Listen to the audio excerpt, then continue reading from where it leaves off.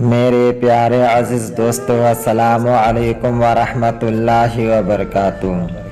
دوستو، آئیے جانتے ہیں حضرت عمر فاروق رضی اللہ تعالی عنہ قبول اسلام میں کس طریقے سے داخل ہوئے۔ ابو جہل نے ایک دن اپنی تمام قوم کو اکٹھا کر کے اعلان کیا کہ جو محمد صلی اللہ تعالی علیہ وسلم کو قتل کرے گا اسے بہت سارا انعام دیا جائے گا۔ یہ اعلان سن کر حضرت عمر نے سرکار مصطفیٰ صلی اللہ تعالی علیہ وسلم کا قتل اپنے ذمے لے لیا اور تلوار میان سے نکالی۔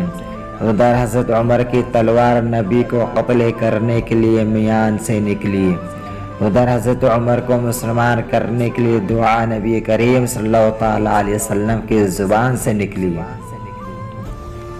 حضرت عمر پورے جوش اور غصے کے ساتھ ہاتھ میں ننگی تلوار لے کر جا رہے تھے کہ راستے میں ابو نعیم ملے تو انہوں نے فرمایا کہ اے عمر، تمہاری آنکھوں میں خون ہے اور ہاتھ میں ننگی تلوار، اس جوش اور غصے میں کہاں جا رہے ہو؟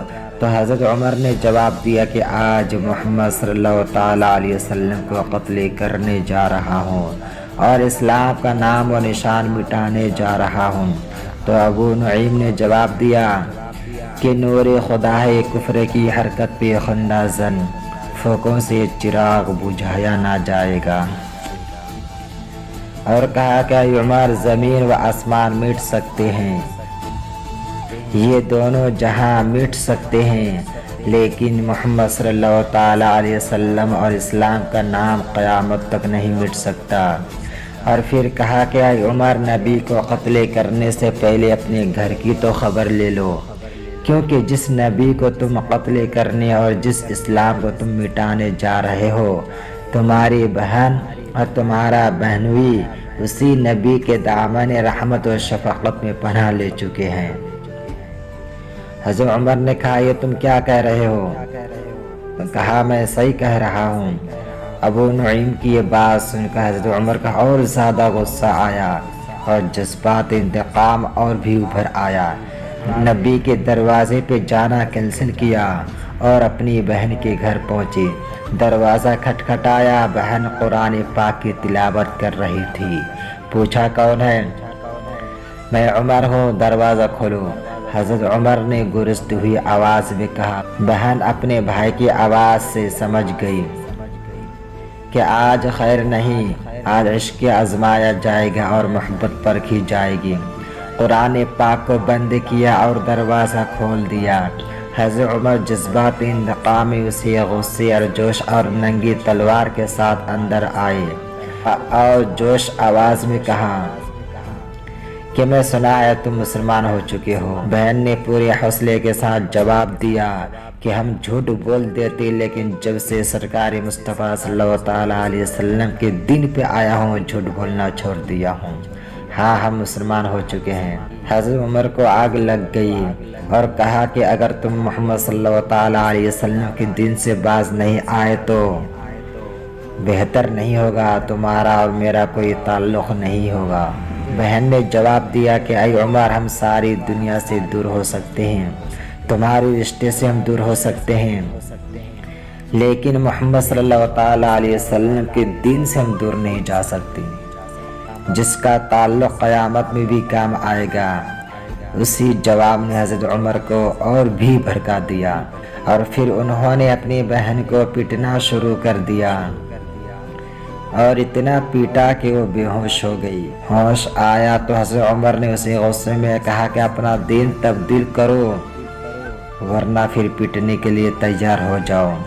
تو بہن نے پھر اپنے ایمانی جذبات سے بقول راضی جواب دیا، جی بھر کے مجھ کو تختہ مشق ستم بنا، تو میری کوئی فکر نہ کر، میں نشے میں ہوں۔ بہن کا یہ مایوس کن جواب سن کر حضرت عمر نے پھر پیٹنا شروع کر دیا اور پھر اس قدر پیٹا کہ اس کے جسم سے خون کے فوارے بہہ نکلے اور پھر بے ہوش ہو گئی۔ جب ہوش آیا تو حضرت عمر نے پھر گرجتے ہوئے کہا کہ اب ارادہ کیا ہے؟ تو بہن بولی، عمر، ہم کو اگر تم مار بھی ڈالے مگر ہم اپنے دین حق سے ہرگز نہیں پھر سکتے۔ بہن کا عشق و محبت سے بھرا ہوا جواب سن کر حضرت عمر کانپ اٹھے، اور ایسا ہوتا بھی کیوں نہ، کیونکہ بہن کے عشق کا امتحان ہو چکا تھا۔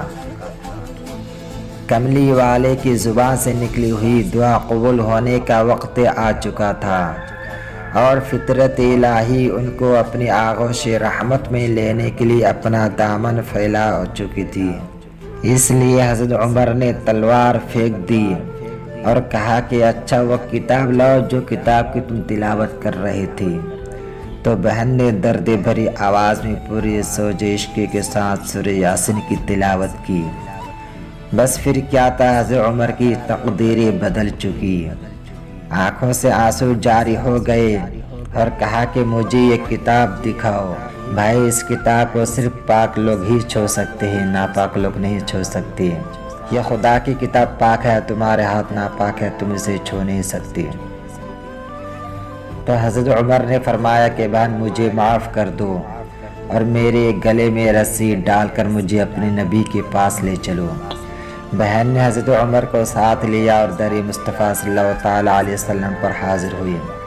اس وقت کملی والے آقا حضرت حمزہ کے گھر میں رونق افروز تھے، اور حمزہ رضی اللہ تعالیٰ عنہ پہرا دے رہے تھے۔ حضرت حمزہ نے دیکھا تو پکار اٹھے کہ اے عمر، اگر نیک ارادے سے آئے ہو تو بسم اللہ، اور اگر تمہاری نیت میں کوئی فتور ہے تو پھر تمہارا سر ہوگا اور حمزہ کی تلوار۔ سرکار مصطفیٰ صلی اللہ تعالیٰ علیہ وسلم نے سنا تو پوچھا حمزہ کون ہے؟ عرض کیا آقا عمر آیا ہے۔ تو حضور اکرم صلی اللہ تعالیٰ علیہ وسلم نے فرمایا کہ اسے آنے دو، اسے تو میں نے رات میں خدا سے مانگ لیا ہے۔ چنانچہ دروازہ کھولا گیا، حضرت عمر اندر آ گئے، نبی کریم صلی اللہ تعالیٰ علیہ وسلم کو دیکھا اور پھر کلمہ شہادت پڑھ کر مسلمان ہو گئے، اور پھر کملی والے نے نگاہ لطف و کرم سے دیکھا تو خلیفہ ثانی بنا دیا۔